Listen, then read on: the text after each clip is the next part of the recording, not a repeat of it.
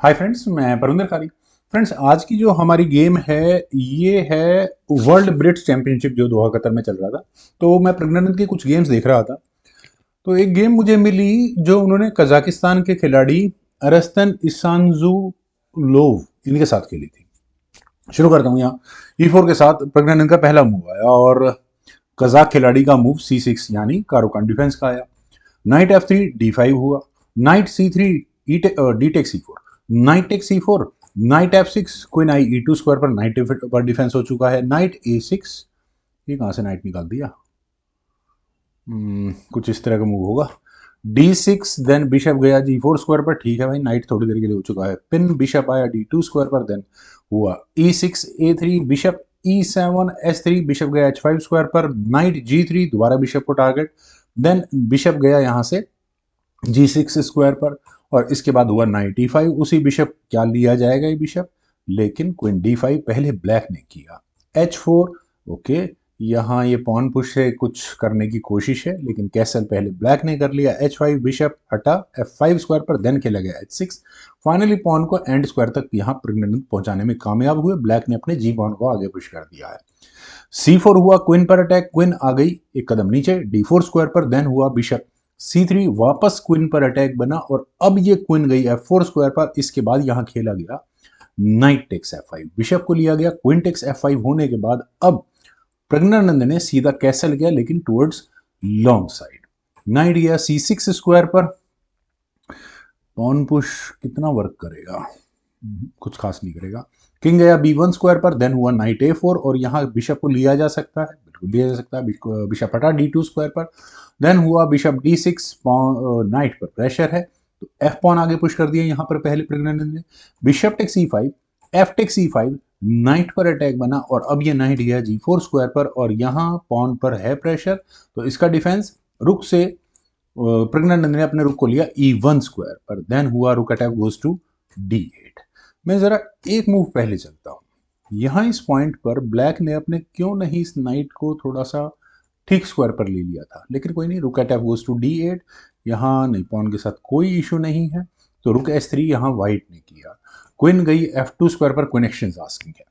Queen takes F2, knight takes F2 एक Blitz game के लिए बिल्कुल परफेक्ट है। जितनी देर में ये गेम बोल रहा हूँ उससे पहले तो खत्म हो चुकी थी। रुक आया G3 स्क्वायर पर। देखिए, अब इस तरह के मूव होते हैं। रुक G3 करेगा क्या, मुझे समझ में नहीं आ रहा, लेकिन प्रज्ञानंद ने खेला है, सोच समझ कर खेला होगा। ये रुक अगर F3 स्क्वायर पर है तो नाइट को हटाना पड़ता ना कम से कम पहले।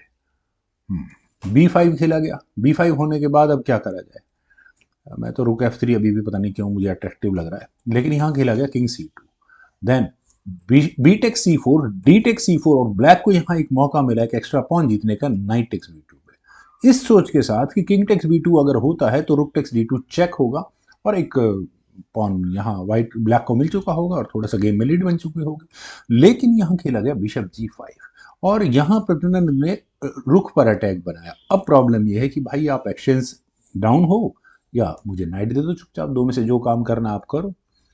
यहां इस पॉइंट पर एक ऑप्शन है रुक को D1 स्क्वायर पर लेकर जाने की। ये सबसे बेहतर ऑप्शन है।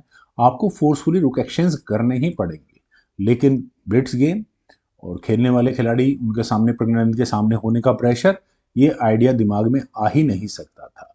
यहां खेला गया knight at B goes to D3। Knight ने यहां रुख पर अटैक बनाया, लेकिन अपना रुख तो नहीं बचा। बिशप टेक्स D3, और फ्रेंड्स यहीं इस पॉइंट पर अगर हम इस गेम को सिंपली आगे बढ़ा दें, रुक takes D3, rook takes D3, knight takes D3, king takes D3, और एक पूरा पूरा बिशप यहाँ पर किसके पास एक्स्ट्रा है बताने की जरूरत ही नहीं रहेगी। यहाँ खेला गया रुक D7। रुक के D7 स्क्वायर पर आने के बाद रुक गया F3 स्क्वायर पर, देन हुआ नाइट G4।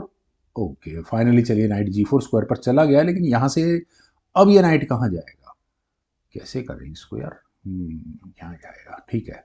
रुक आया E4 स्क्वायर पर, उसी नाइट पर प्रेशर बन चुका है, और अब आप इस नाइट को नहीं बचा सकते। नाइट टेक्स H6 एक ऑप्शन थी, हो जाती तो भी ठीक है, एक पॉन तो मिल ही जाता, लेकिन यहाँ खेला गया नाइट H2। नाइट H2 के बाद क्या करना है, कुछ नहीं करना, आपको सिर्फ अपने रुक को S3 स्क्वायर पर लेकर जाना है। रुक यहाँ गया S3 स्क्वायर पर, और इस मूव के बाद फाइनली रिजाइन करना पड़ गया रस्तान को। फ्रेंड्स, रेजिग्नेशन का रीजन देखिए, आप इस नाइट को लेकर कहाँ जाएंगे, कोई भी अवेलेबल स्क्वायर अब इस नाइट के लिए नहीं बचा है। वेल फ्रेंड्स, मुझे ठीक ठाक गेम लगी, एक अच्छा मेंटल एक्सरसाइज थी। उम्मीद है आप सभी लोगों को भी जरूर पसंद आई होगी। तो आप लोग वीडियो को लाइक शेयर, यूट्यूब चैनल को प्लीज सब्सक्राइब जरूर करें। कमेंट सजेशंस का मुझे बेहद इंतजार रहेगा। Thank you for watching and bye for now.